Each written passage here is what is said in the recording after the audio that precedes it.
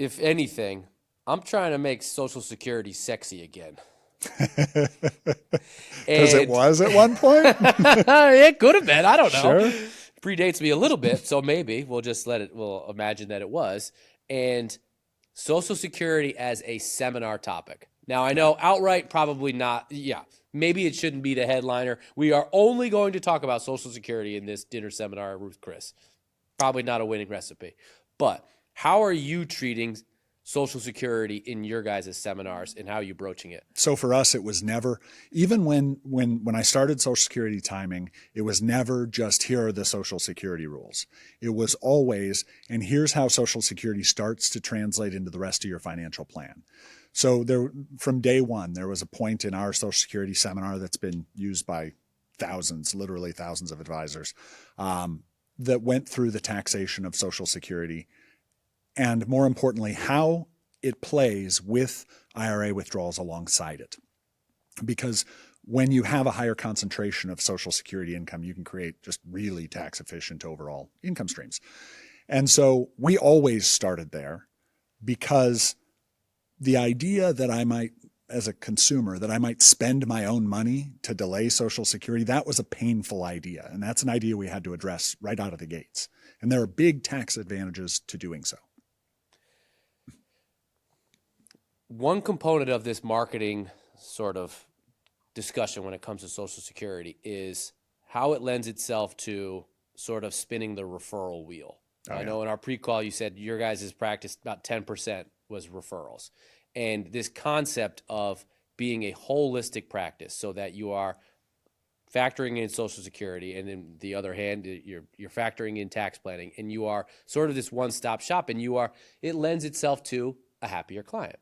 Happier clients are great. Happier clients refer other people. And by your guys' metrics, you believe in the client lifespan, they'll refer 2 people to you. So by being a holistic practice and offering Social Security and tax planning and factoring it all in, it can 3x your practice.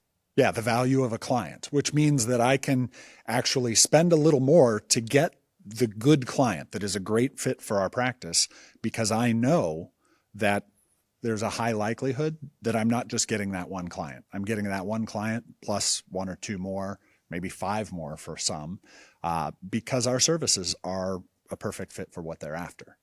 One of the other things we do, I don't know if I mentioned the net promoter score. I think so. Yeah. So when we started Adaptive Advice, we said, okay, Net Promoter Score is this really cool way of gauging customer satisfaction. And a 80 is considered a world-class business. A 50 is an excellent business. And we targeted a 70. The last 3 years in a row, we had 100, 100, 100. That's absolutely unheard of. It can't continue forever, but it's a really good way of measuring where you're at on that referability spectrum. So Impact CEO Stephen Odom, shout out Stephen Odom. He is big on motivation, and when we do our Monday morning meeting, he's given us some sort of nugget. And to start the year, he told us that his word for the year was intentional. Be intentional in everything that you do. It strikes home to me because that's something I preach all the time in the videos that we make, and being intentional and not just shooting someone on green screen just for the sake of shooting it on green screen. It's what's the purpose? Why are we doing it this way?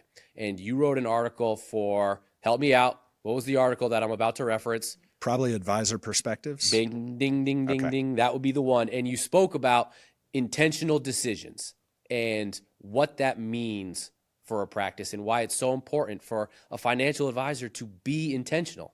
Why is it so important?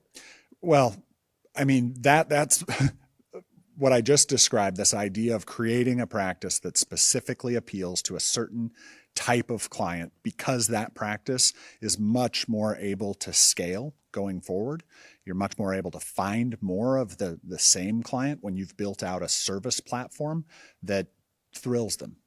Right? All those come down to decisions that you make on the front end. Intentionality is really this idea that anything I do, I am actually choosing not to do several other things.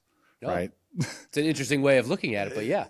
So if I just meander into something, what I've actually done is chosen not to do several other things that I could have done.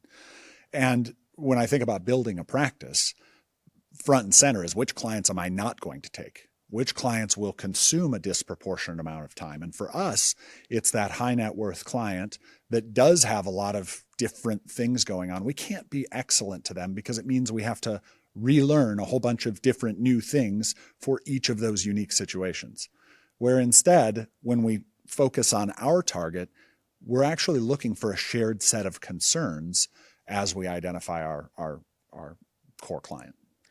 When you talk about Social Security with a prospect, are you starting that conversation out of fear, scaring them? What are you going to do if it becomes insolvent? We don't. For me, and if you Google me, you'll see I'm out there a lot trying to allay that fear, actually, because I hate the clickbait headline, Social Security's going broke.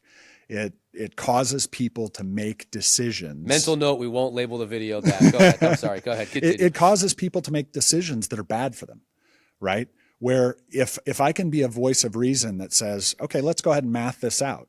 Even if Social Security benefits do get cut, most households should not claim early out of fear.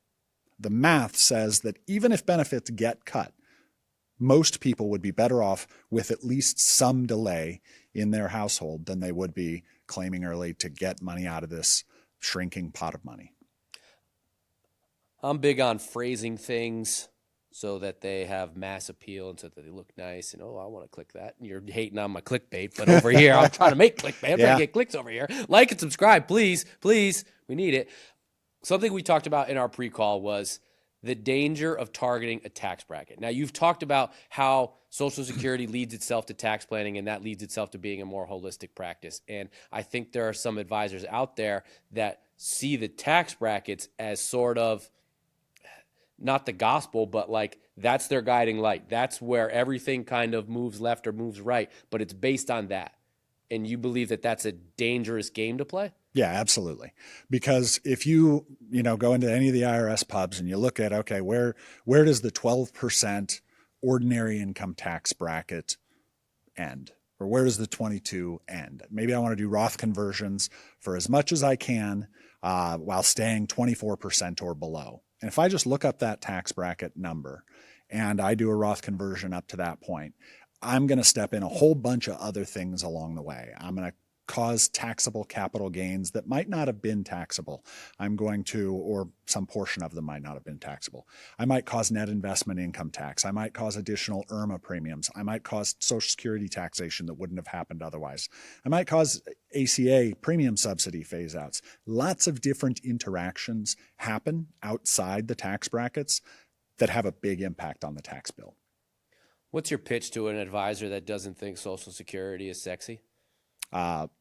In the context of a retirement income plan, it's completely unique, right? I can't go buy a financial product that is equivalent to Social Security and create an outcome using anything other than Social Security. So to me, it makes it one of one. I'm going to deal with one of one uniquely. I'm going to build the rest of the retirement income plan around it to create tax efficiency. And when I do choose products, ultimately those products, the client is much more able to stick with that plan and get why is it that I'm doing what I'm doing and be able to tell their friends, hey, I've got context. I know why I'm doing what I'm doing.